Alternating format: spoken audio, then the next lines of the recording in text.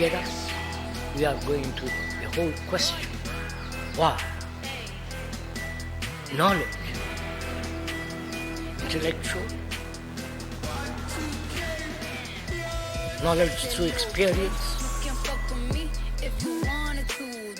knowledge which we have acquired through tradition, whether that very knowledge, please listen, I'm questioning, I'm not saying it yet, I'm exploring, whether that knowledge itself is not the cause of this immense confusion.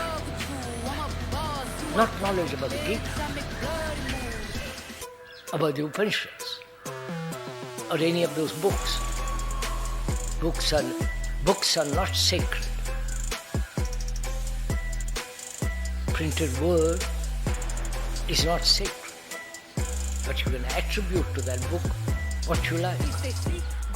So please, one may again point out, we are thinking, we are observing together, examining together, being aware that word explanation is not the actuality. So, this knowledge that we have acquired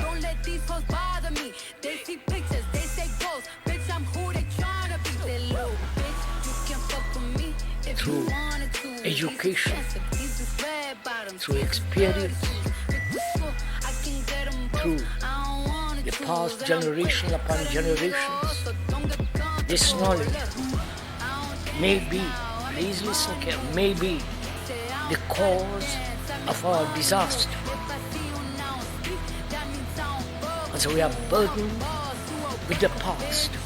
Knowledge is always the past. And that knowledge, being the past, is incomplete. And that knowledge being incomplete, and action then being incomplete, that action must inevitably create confusion, fragmentation. Where there is fragmentation, there must be not only conflict but confusion. Like nations fragmented, like religious groups fragmented, beliefs divide man, ideals divide man. All these are fragmentations, and therefore there must inevitably be conflict, and therefore confusion. So we are inquiring together whether knowledge is not the cause, which is thought. Thought is not the cause of this tremendous decay of man. Thought, as we said, has created extraordinary things. The whole technological world.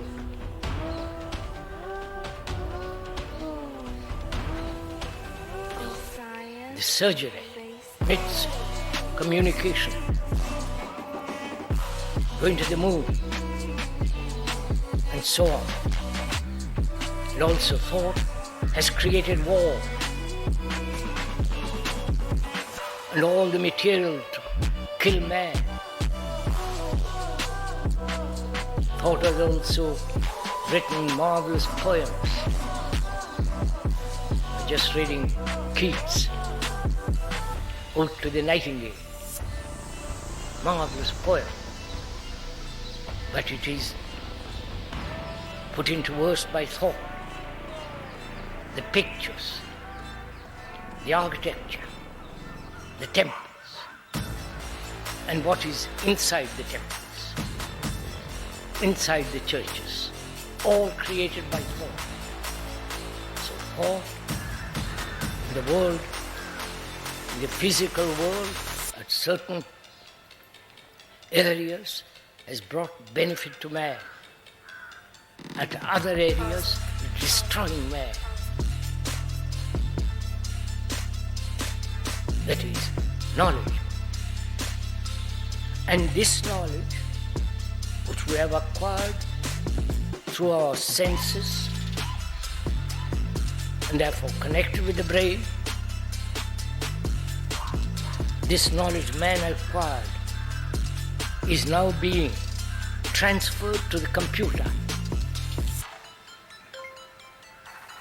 I do not know if you are aware of all this. The computer can do everything that man can do.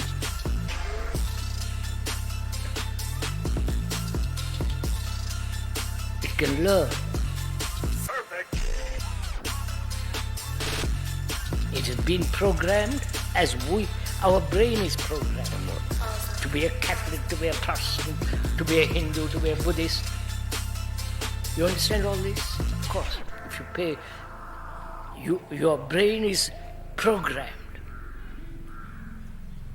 Whether you like it or not, you have to observe it. Otherwise, you won't call yourself Hindu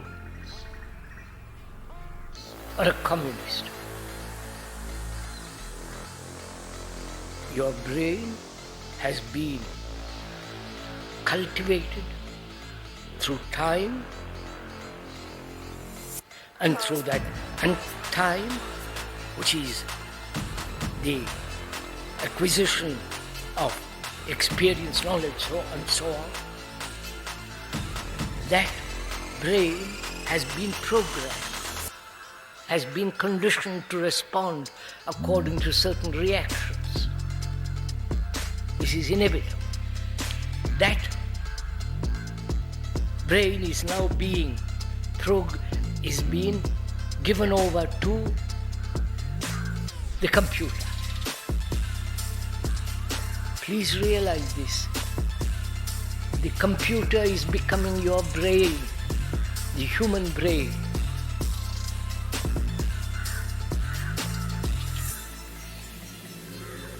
The computer plus the robot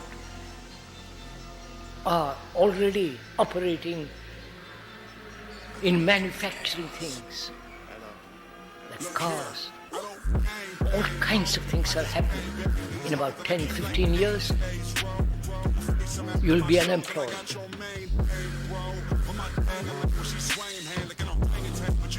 You have to face all this. Society is going to be turned upside down. It's coming. Whether you like it or not, you're at your door.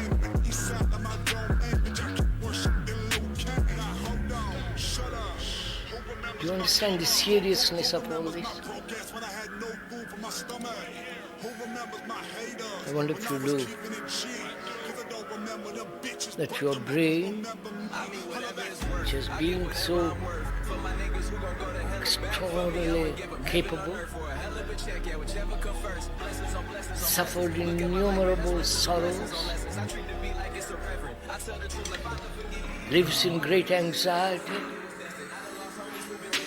frightened, insecure, the whole psychological world, which is the result of thought.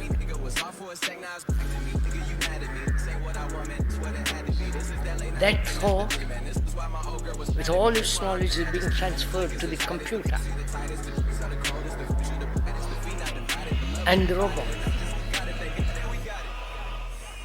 So man, then what is he? Do you understand my question? If the computer can do everything that you can, your brain can, which is it can learn, it can correct itself, it can foresee what's much more than human beings can. Its responses are instantaneous because it's programmed that way. Then, what is man? You understand all this? The computer say, I believe in God. Oh, you people laugh. You don't see this seriousness of all that happening to all of us. The computer can compose a poem.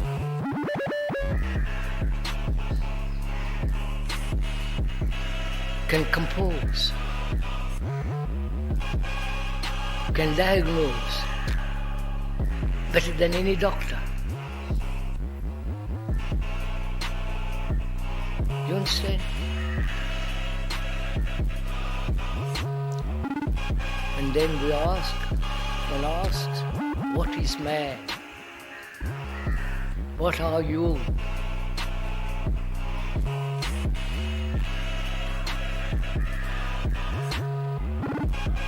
If the machine can do everything even better than you, what are you? Which is, our brains have operated mechanically, right? It believes, it doesn't believe. It creates its own gods, its own philosophies. The computer can create a philosophy better than any philosopher.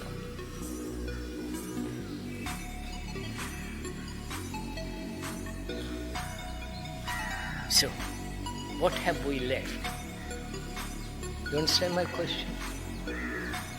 If the machine can take over everything that man can do, and do it still better than us, then what is a human being? What are you?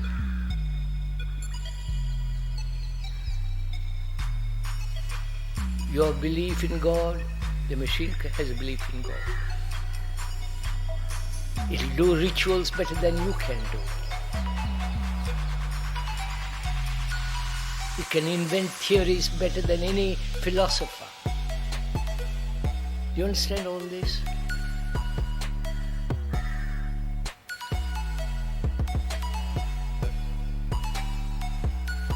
So what have we left? What we have left is our psychology, our psychological world. You understand? Our sorrow, our fears, our pleasures, our anxieties, our immense loneliness. You understand all this? That's what we are going to be left with. Not with your gods.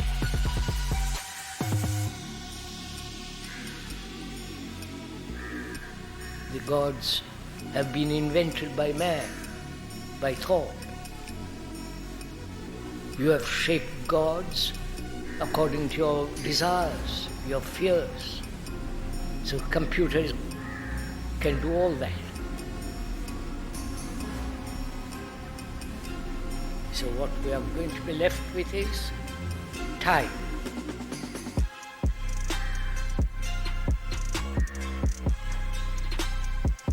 Biological time, psychological time, and time as day and night. That's what we're going to be left with.